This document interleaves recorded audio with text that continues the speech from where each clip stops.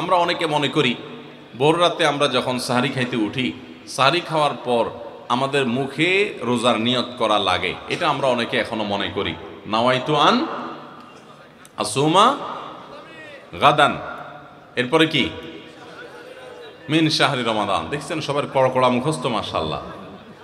হ্যাঁ, মাসনুন দোয়ার কথা যদি জিজ্ঞাসা করি তাহলে অনেকেই বলতে পারবেন না, কিন্তু যে দোয়ার কোনো ভিত্তি কোরআন হাদিসে কোথাও নাই, ওইটা সবার মুখস্থ। নকলটা সবার মুখস্থ, আসলটার খবর নাই। রমজান মাসে বা রমজানের বাইরে কোনো সময় রোজার নিয়ত মুখে উচ্চারণ করা, এই যে নাওয়াইতু আন আসুমা গাদান মিন শাহরি রমাদান, আরও কি কি আছে, এরকম কোনো দোয়া পড়ার কথা কোরআন কিংবা হাদিসে কোনো নির্দেশ আমাদেরকে দেওয়া হয় নাই। আপনি সাহারি খাইতে উঠছেন কি জন্য? রোজা রাখার জন্য। রমজান রোজা রাখার উদ্দেশ্যে সাহারি খাইতে উঠছেন, বাস এটাই নিয়ত। নিয়ত মানে মনের উদ্দেশ্য। নিয়ত মানে কি? মনের উদ্দেশ্য। অতএব সে উদ্দেশ্য আছে, তাতে নিয়ত হয়ে গেছে। মুখের নিয়ত করাটাকে যারা জরুরি বা আবশ্যক মনে করেন তারা অবশ্যই ভুলের মধ্যে আছেন, এবং এটাকে জরুরি আবশ্যক বানানোর কারণে বেদাত হতে পারে, বরং গুনাহ হতে পারে। রমাদান কেন্দ্রিক একটা ছোট ভুল বলা যেতে পারে যে এই মুখে নাওয়াইতু আন আসুমা দোয়া পড়াটাকে আমরা জরুরি মনে করি। অনেক ক্যালেন্ডার ইত্যাদি দেখবেন এরকম, রমজানের ক্যালেন্ডার, ইফতার সাহারির ক্যালেন্ডার, ওখানে দেখবেন এরকম দোয়া দেওয়া আছে। এই দোয়ার কোনো ভিত্তি কোরআন অথবা হাদিসে নাই। নকল জিনিস বোঝার একটা সহজ পদ্ধতি বলি, এই যে দোয়া আছে নাওয়াইতু আন আসুমা গাদান, এই দোয়ার শেষে হাদিসের কিতাবের নাম, বইয়ের নাম, হাদিস নম্বর, কোনো রেফারেন্স দেখবেন না। বুঝতে পেরেছেন? এটা হলো মেড ইন জিনজিরা জিনিস আইটেম যেরকম দেখেন না, ওই রকম। তো এই জন্য এটাকে একটা আমরা ছোট ভুল বলতে পারি রমাদান কেন্দ্রিক, যে আমরা মুখে নিয়ত করাকে অনেক আবশ্যক মনে করি। আমরা বেশিরভাগ মানুষ, শতকরা হয়তো 90%-এরও বেশি মানুষ, আমরা যারা রোজা রাখি, আমরা শুধুমাত্র পেটের রোজা করি। রোজাটা শুধু পেটের না ভাই, রোজাটা পুরো বডির, রোজাটা পুরো শরীরের, মাথা থেকে পা পর্যন্ত শরীরের প্রত্যেকটা অঙ্গের রোজা আছে। আমরা শুধু পান বা আহার থেকে, যৌনাচার থেকে বিরত থাকাটাকে রোজা মনে করি। আপনি চোখ দিয়া মোবাইলে হারাম জিনিস দেখলেন, যেই মেয়েকে দেখা আপনার জন্য অ্যালাউড না, আপনি তার ছবি দেখলেন, ভিডিও দেখলেন, সেটা নাটকের নামে, সিনেমার নামে, কোনো ভিডিওতে, কোনো শর্ট ভিডিওতে, টিকটকে, কোনো জায়গায় আপনি দেখলেন, আপনি অনলাইনে অফলাইনে দেখলেন, তাহলে আপনার চোখের রোজা নষ্ট হলো। আপনার হাতের রোজা নষ্ট হবে যদি হাত দিয়ে কোনো গুনাহের কাজ করেন। পাও দিয়ে যদি কোনো অন্যায়ের পথে যান, পায়ের রোজা নষ্ট হবে।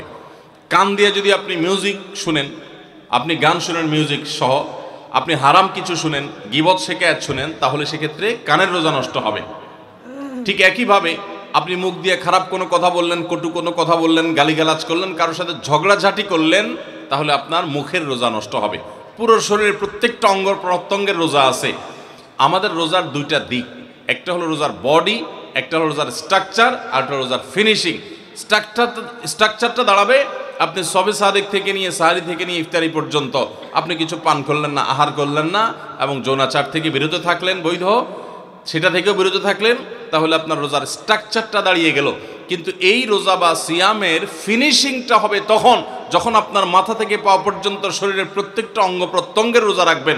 শরীরের প্রত্যেকটা অঙ্গ প্রত্যঙ্গকে যখন আপনি গুনাহ থেকে বাঁচাবেন, তখন আপনার রোজাটা পূর্ণতা পাবে। নবী করিম সাল্লাল্লাহু আলাইহি সাল্লাম বলেছেন, বুখারীর হাদিস, মাল্লাম ইয়াদা কাওলা যুরি ওয়াল আমাল বি ওয়াল জাহল ফালাইসা লিল্লাহি হাজা আন ইয়াদা তাআমাহু ওয়া শারাবা। যে ব্যক্তি রোজা রেখে মিথ্যা কথা বাদ দিল না, রোজা রাখছে আবার মিথ্যা কথা বলে, আবার যে ব্যক্তি মিথ্যা কাজ, প্রতারণা, 2 নম্বরে এই সমস্ত বাদ দিল না রোজা রেখে, যে ব্যক্তি মূর্খতা সুলভ কাজ করলো, এই ব্যক্তির রোজা রাখে উপবাস থাকায় আল্লাহর কোনো ঠেকা পড়ে নাই, অর্থাৎ তার নিজের কোনো লাভ হয় না, তাহলে এটা উপবাস থাকা ছাড়া আর কি। ঠিক একইভাবে নবী করিম সাল্লাল্লাহু আলাইহি সাল্লাম বলেছেন, কোনো ব্যক্তি রোজাদার অবস্থায় কেউ যদি তার সাথে বিবাদে লিপ্ত হতে আসে, ঝগড়া করতে আসে, সে বলবে ইন্নী সায়েম, তোমার কথার বহুত জবাব দেওয়ার ছিল, কিন্তু আমি রোজাদার আছি, সো আমি তোমার সাথে কথা বাড়াতে চাই না। ভাইরা আমার, আমাদের রোজার সবচেয়ে বড় ভুল যদি আপনি আমাকে জিজ্ঞেস করেন, তো আমি বলবো সবচেয়ে বড় ভুল হলো যে আমরা রোজা রেখে নানান পাপাচারে লিপ্ত হই, নানান গুনাহে লিপ্ত হই। আমরা রোজা শুধু পেটের রাখি, আমরা আমাদের শরীরের অন্যান্য অঙ্গ প্রত্যঙ্গের রোজা রাখতে পারি না। রোজা মনেরও করতে হয়, মন দিয়ে কোনো খারাপ চিন্তা কল্পনা করবো না, অন্যায় কোনো কিছু করব না, মনের ভিতরে হিংসা রাখবো না, বিদ্বেষ রাখবো না, কারোর প্রতি শত্রুতা রাখবো না, এটা মনের রোজা।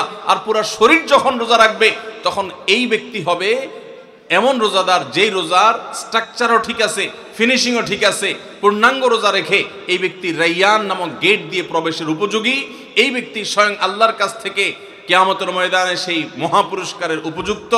এই ব্যক্তি সিয়ামের মাধ্যমে কোরআন এবং হাদিসে যত পুরস্কারের কথা বলা আছে সবগুলোর উপযুক্ত হতে পারবে।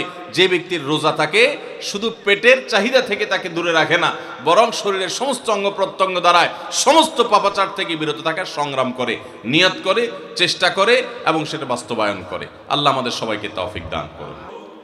আমরা বেশিরভাগ মানুষ রমজান মাসে ফজরের নামাজ পড়ে এসে ঘুম দেই। আপনার যদি রাতে ঘুম না পুরে আবার দিনে ডিউটি থাকে, ঘুম একটু যদি যাওয়াই লাগে, তো ফজরের পর পর ঘুমাবেন না। আলহামদুলিল্লাহ, আমাদের বাসায় আমরা এটার প্র্যাকটিসটা প্রতি বছর খুব হার্ডলি করার চেষ্টা করি। ফজরের পর পর কোনো ঘুম নেই, ফজরের পর একটু কোরআন তেলাওয়াত করেন। প্রথম প্রথম চোখ ভেঙে আসবে, কারণ আপনি ভোর রাতে উঠছেন, অভ্যাস নাই, তো যাতে চোখে ঘুম না আসে সেজন্য নানান বুদ্ধি বাইর করেন, করে ঘুম দূর করেন, একটু উঠবস করেন। ওই টাইমে বসে ফজরের পরে আপনি তেলাওয়াত করেন, জিকির আজকার করেন, সকাল সন্ধ্যার দোয়াগুলো পড়েন, এটা দোয়া করেন, রমজানের কিছু আমল করেন।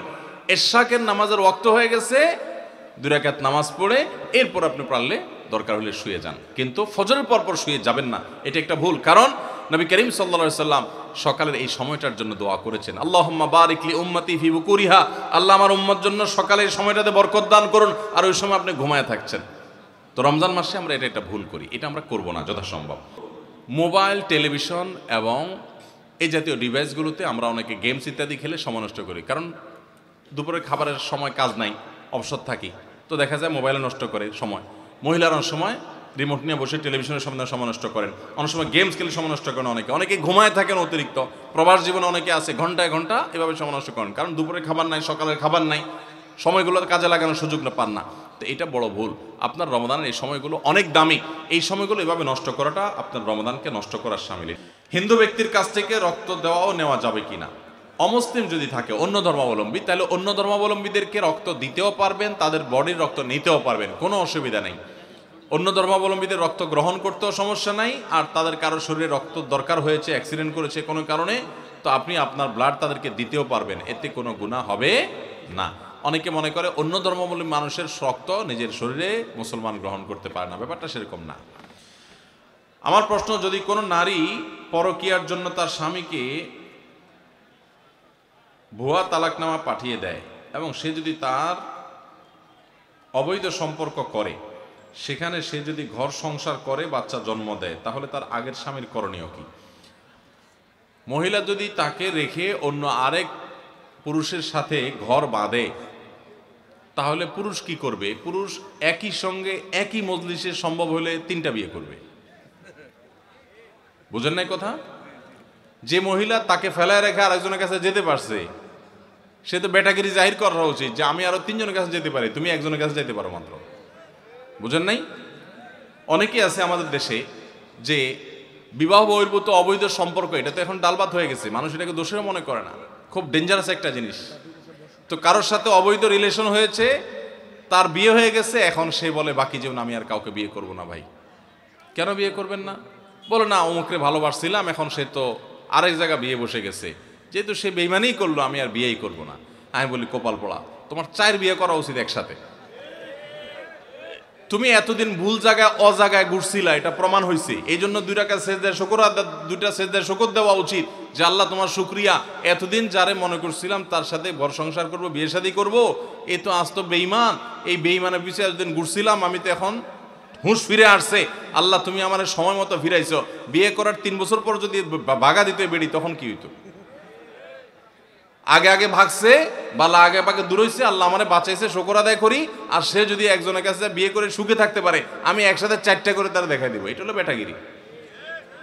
বুঝতে পেরেছেন? কাপুরুষের মতো আপনি বলতেছেন না আমি বাকি জন বিয়ে করবো না, আমি মরে যাব, জ্বলে যাব, শেষ হয়ে যাবো, আমাকে বাঁচাতে পারবে না কেউ। মানে কি ভাইরা আমার? এই জন্য আমি সবসময় বলি, বিয়ে করে বীর পুরুষ আর প্রেম করে কাপুরুষ। প্রেম হয় চিপা চাপায়, বিয়ে হয় খুল্লম খোলা। বিয়ে করতে বেটাগিরি লাগে, প্রেম করতে বেটাগিরি লাগে না। বিয়ে করতে মোহর দেওয়া লাগে, প্রেম করতে শুধুমাত্র চীনা বাদাম খাওয়াইলে চলে। তাহলে এটা 2 নম্বর পথ, আর ওইটা 1 নম্বর পথ। 2 নম্বরে যাবেন না 1 নম্বরে আসবেন? ভাইরা আমার, বেশিরভাগ তরুণরা আমরা এই অপরাধে লিপ্ত। আল্লাহ আমাদেরকে হারাম থেকে বেঁচে থাকার তৌফিক দান করুন।